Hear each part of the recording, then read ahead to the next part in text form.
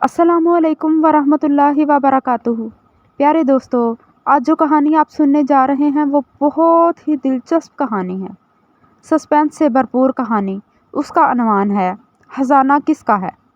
Monty दरख्तों की दूर दूर तक फैली हुई जड़ों के दरमियान खुदाई कर रहा था कि अचानक उसकी कुदाल किसी चीज़ से टकराई। कुछ देर बाद एक छोटा सा काले रंग का संदूक नमूदार हुआ। खजाना जिसका वो हमेशा से ख्वाब देखता आया था। मोंटी को चेचक का मरज था। उसके चेहरे पर तो दाने कम थे, लेकिन उसकी शर्ट के नीचे बहुत ज़्यादा थे। दानों में बहुत ज़्यादा खारिश हो रही थी। काला संदूक अच्छा खासा मैला था और उसके कब्ज़ों पर जंग लगा हुआ था। संदूक के अंदर 4 बहुत खूबसूरत और बड़े बड़े संगे मरमर के टुकड़े थे, जिनमें मुख्तलिफ रंगों की लकीरें थीं। उसमें एक लकड़ी से बना हुआ छोटा सा भालू था और एक छोटी सी छुरी जिसका दस्ता शायद चांदी का बना हुआ था। और सबसे आखिर में एक हार था। हार में हरे नीले पत्थर एक पुरानी लेकिन नाजुक सी जंजीर में परोए हुए थे। खजाना खजाना, वो चिल्लाते हुए पूरे घर में दौड़ता रहा और फिर किचन की तरफ भागा, जहां उसके वालिदैन चाय पी रहे थे। अरे ये क्या है? उसके वालिद ने संदूक उसके हाथ से लेते हुए कहा और तजस्सुस से उसे खोलने लगे। जब उन्हें हार नज़र आया और मोंटी ने उन्हें सारी बात बता दी। अगर इस हार का मसला ना होता ना, तो हमें परेशान होने की ज़रूरत ही नहीं थी। आखिर उन्होंने कहा, मेरा ख्याल है कि ये हार अच्छा खासा कीमती है। मुझे लगता है कि ये फ़िरोज़ा पत्थर का हार है।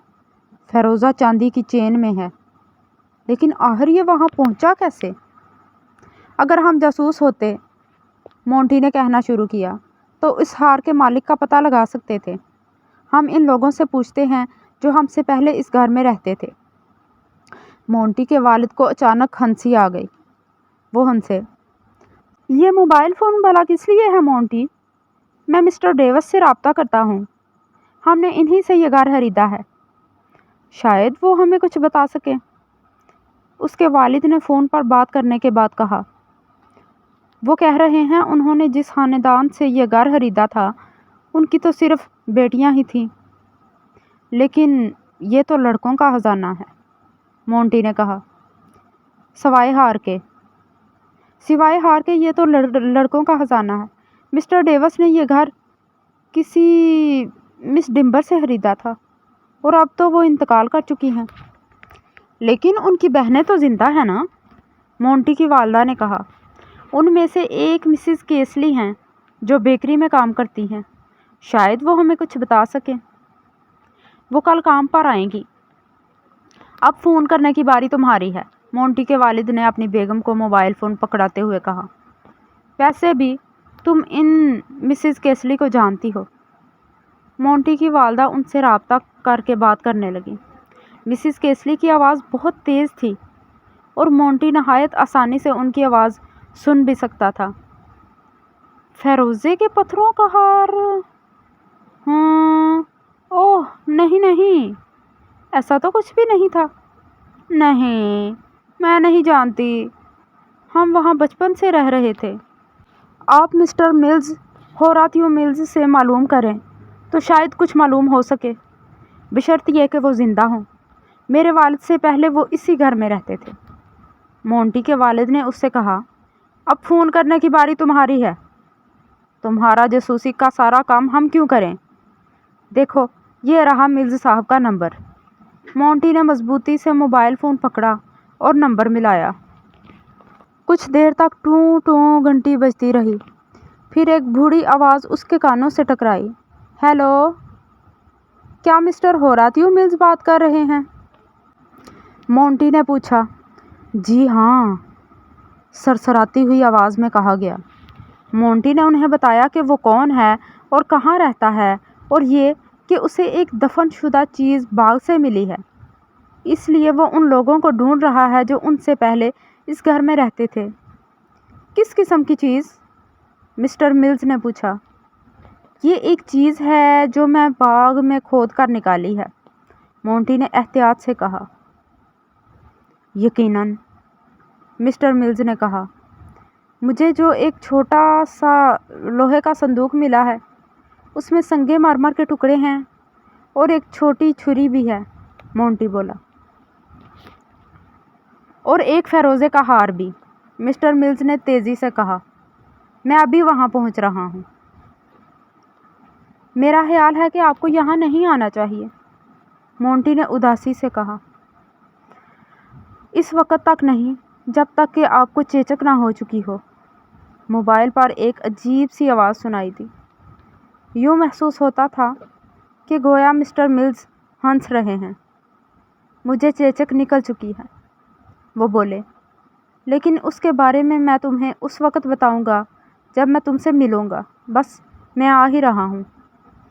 مسٹر ہوراتیو ملز ایک پرانی لیکن صاف ستھری چمکدار گاڑی میں آئے تھے۔ مسٹر ملز بھی اپنی گاڑی کی طرح بوڑھے لیکن پروقار شخصیت کے مالک انسان تھے۔ انہوں نے مونٹی کے والدین کو مسکرا کر دیکھا اور مونٹی سے ہاتھ ملایا۔ کیا تم ہی مسٹر مونٹی فارسٹ ہو؟ انہوں نے پوچھا۔ مونٹی نے سر ہلا دیا۔ وہ بہت پرجوش تھا۔ صندوق میز پر رکھا ہوا تھا۔ مسٹر ملز نے جیب سے اینک نکالی اور صاف کرنے کے بعد لگا لی اور صندوق کو بہت غور سے دیکھنے لگے۔ وہ اپنے کمزور اور بوڑھے ہاتھوں سے اسے چھوتے ہوئے بولے، ہاں، یہ وہی صندوق ہے، یہ وہی صندوق ہے۔ انہوں نے چھوٹا سا چاقو اٹھایا۔ کبھی یہ میرا ہوا کرتا تھا، کبھی یہ میرا تھا۔ مجھے لگتا ہے کہ یہ ایک دلچسپ کہانی ہے، مونٹی کی والدہ نے کہا۔ میں آپ کے لیے چائے لاتی ہوں، پھر آپ آرام سے بیٹھ کر ہمیں مونٹی کے اس خزانے کے بارے میں بتائیے گا۔ مسٹر ملز کرسی پر بیٹھ گئے۔ جب چائے کا کپ ان کے سامنے رکھ دیا گیا تو انہوں نے اپنی کہانی سنانا شروع کی۔ کہانی کچھ یوں تھی۔ یہ گھر میرے والد نے تعمیر کروایا تھا۔ اس وقت ارد گرد کوئی اور گھر نہ تھا، بس ایک ہمارا گھر ہی تھا جو جنگل اور کھیتوں کے درمیان بنا ہوا تھا۔ جہاں اب گیراج ہے وہاں اس وقت ایک بڑا درخت ہوا کرتا تھا اور ایک بڑا سا باغ جو دور تک پھیلا ہوا تھا۔ میں اور میرے بھائی اس درخت پر خوب کھیلا کرتے تھے۔ ہمارا پسندیدہ کھیل تھا قزاق بننا۔ ہم اس درخت کی شاخوں پر بندروں کی طرح اچھلتے رہتے تھے۔ ہم 3 بھائی تھے، تھامس، ریگنالڈ اور میں۔ ایک دن سب سے بڑے بھائی تھامس نے کہا کہ وہ ایک خزانہ دفنائے گا اور ہم دونوں چھوٹے بھائیوں کو اسے تلاش کرنا ہوگا۔ ہم تینوں نے اس خزانے میں ایک ایک چیز رکھی، لیکن ہمارا خزانہ پھر بھی خالی خالی لگ رہا تھا۔ تب تھامس نے ایک بہت ہی بیوقوفانہ حرکت کی۔ وہ چپکے سے امی کے کمرے میں گیا اور ان کا ایک ہار اٹھا کر لے آیا۔ وہ واقعی اصلی خزانہ لگ رہا تھا۔ پھر تھامس جا کر یہ صندوق چھپا آیا، لیکن جیسا کہ تم دیکھ سکتے ہو ہم اس خزانے کو تلاش نہیں کر پائے۔ لیکن تھامس کو تو یاد ہوگا کہ اس نے خزانہ کہاں چھپایا ہے، مونٹی نے الجھتے ہوئے کہا۔ اگر آپ اور ریگنالڈ اسے نہیں بھی ڈھونڈ پائے تو بھی تھامس جانتا تھا کہ وہ کہاں ہے۔ یہی تو اصل بات ہے، مسٹر ملز نے مزے سے کہا۔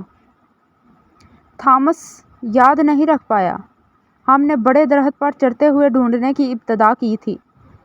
ہم نے سوچا کہ شاید اس نے خزانہ یہاں چھپایا ہو۔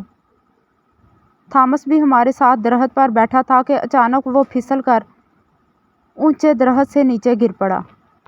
اس کے دماغ پر شدید چوٹ آئی۔ ہم سب 1-2 دن تک اس کے لیے بہت پریشان رہے، لیکن پھر اس کی طبیعت بہتر ہونا شروع ہو گئی۔ یہ ایک پریشانی ہوئی، وہ یہ تھی کہ وہ اس حادثہ کے بعد کوئی ایک بات بھی یاد نہیں رکھ پایا۔ اسی لیے ہم میں سے کوئی نہیں جانتا تھا کہ خزانہ کہاں ہے۔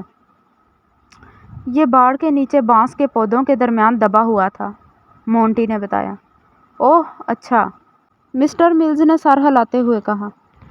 یہ بانس اسی وقت لگائے گئے تھے، اور تمہیں یہ بھی ذہن میں رکھنا چاہیے کہ اس وقت ڈھونڈنے کے لیے جگہ بھی اچھی خاصی وسیع تھی۔ अगर तुम बुरा ना मानो तो मैं ये हार अपनी पोती के लिए ले जाना चाहूँगा, लेकिन मैं चाहता हूँ कि बाकी ख़जाना तुम अपने पास रखो मोंटी। ये बहुत कीमती ख़जाना तो नहीं, लेकिन ये बहुत पुराना है और यादगार है। मोंटी ने एक लंबी सांस ली। मेरा ख्याल है कि ये एक नहायत शानदार ख़जाना है और बहुत ख़ास भी है। ये एक ऐसा ख़जाना है जिसे बहुत सालों पहले कुछ लड़कों ने छुपाया था।